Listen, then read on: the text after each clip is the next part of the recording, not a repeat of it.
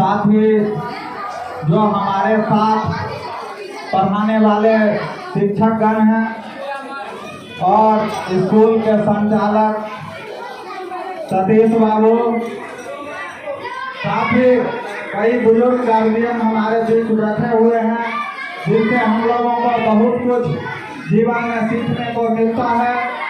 उन सब को के चरणों में हम अपना प्रणाम करते हैं। और जीवन में शिक्षा क्या है, विद्या क्या है, इसके महत्व को हम लोग जानने की, समझने की कोशिश करेंगे। दोस्तों, बहुत सारे बच्चों ने यहाँ पर आकर के परफॉर्मेंस दिया है। हमको बहुत अच्छा लगा। किसी ने प्रकृति पर कहा, प्रकृति वसुधा का अंग होता है, हम वसुधैव कुटुंबकम। जो भी देन है इस धरती पर, सब प्रकृति की देन है। प्रकृति से हम खाते हैं, प्रकृति हमको अन्न देती है, प्रकृति हमको जल देती है, प्रकृति हमको जीवन जीने का आधार देती है। लेकिन इसी में शिक्षा जो है हमारे जीवन में सम्मान के साथ जीवन जीने का एक रास्ता प्रशस्त करती है। शिक्षा का मतलब सिर्फ ABCD और योर लवर कर लेना और अंग्रेजी का 2-4 लाइन पढ़ लेना नहीं होता है। शिक्षा का मतलब बड़ी बड़ी डिग्रियां ले लेना नहीं होता है। शिक्षा का मतलब जीवन से है। शिक्षा जीवन का अभिन्न अंग होता है। पहली पाठशाला जब हम अपने गार्जियन के घर से जब हम पैदा लेते हैं, अपनी माता पिता जो हमारी प्रारंभिक गुरु होती है, वहीं से हम शिक्षा अध्ययन करते हैं।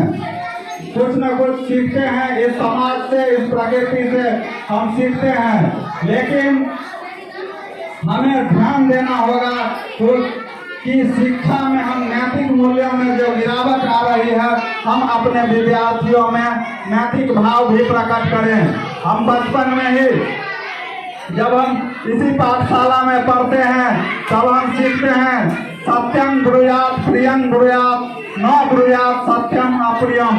मतलब हमको सत्य बोलना है, ईमानदारी से सबको साथ मिल करके जीवन जीने का जो रास्ता है उसको प्रकट करना है। हमारे अंदर जो भेदभाव की भावना है उसको खत्म करने का जो रास्ता है वो यही विद्या है। दोस्तों, बचपन के कक्षाओं में हमने इसी किताबों से, इसी गुरुओं से सीखा था कि विद्या जो होती है हमारे अंदर का एक बहुत बड़ा धन होती है। धन से आप एक साम्राज्य खड़ा कर सकते हैं एक जगह पर। एक राजा किसी एक जगह का राजा होता है, लेकिन विद्या जो होती है, शिक्षा जो होती है, आपको दुनिया के किसी भी कोने में खड़ा होकर के सम्मान के साथ जीने का रास्ता प्रकट करती है। वो सब चीजें हम यहीं से सीखते हैं। आज जो हमारे फौजी भाई देश के लिए अपने आप को कुर्बान करने का रास्ता ढूंढते हैं और देश की रक्षा करते हैं, वो भी कहीं इसी स्कूल से ये देशभक्ति का भाव सीखते हैं।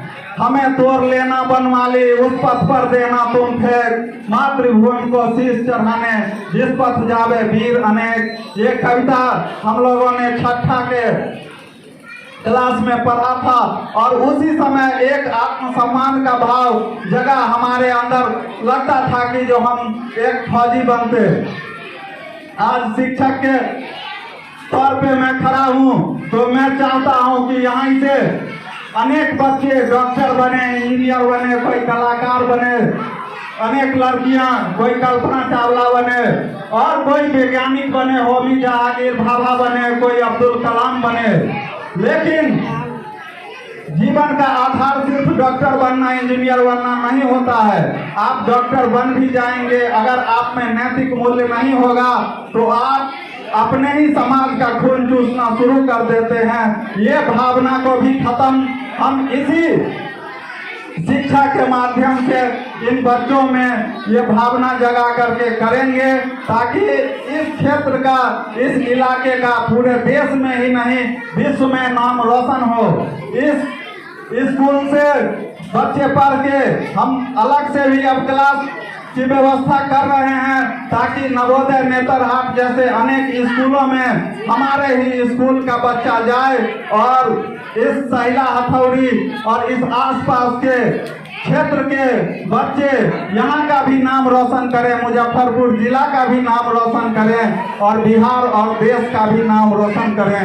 यही शिक्षा है। आप गार्जियनों से हम आग्रह करना चाहेंगे, बहुत जगह सोचने को मिलता है जो बेटा पैसा है तो बहुत कुछ है, लेकिन आप इस चीज को समझिए, जो विद्या और नैतिक मूल्यों से बढ़कर कुछ नहीं है इस जीवन में। इस एक हेल्थ इज लॉस्ट, अगर आपका स्वास्थ्य खराब होता है तो वो ठीक हो सकता है, आपका धन अगर चला जाता है तो वो फिर से कमाया जा सकता है, लेकिन आपके अंदर एक चारित्रिक पतन अगर हो जाता है तो वो दोबारा फिर से लौट कर नहीं आता है। तो इस चारित्रिक भावना को भी हम विकसित इसी स्कूल के माध्यम से आप लोगों के बीच करना चाहते हैं, और इसमें हम अपने शिक्षकों से, साथी शिक्षकों से आग्रह करेंगे कि क्लास में हम अपने नैतिक मूल्यों को सिखाएं बच्चों को और उसको आगे बढ़ने का रास्ता जो है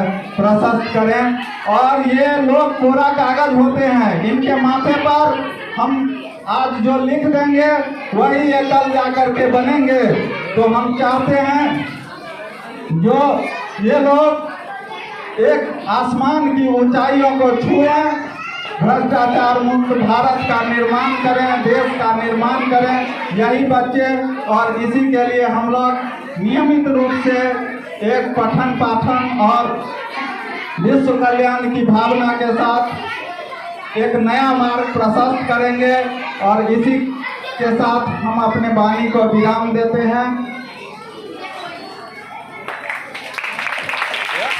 बहुत बहुत धन्यवाद।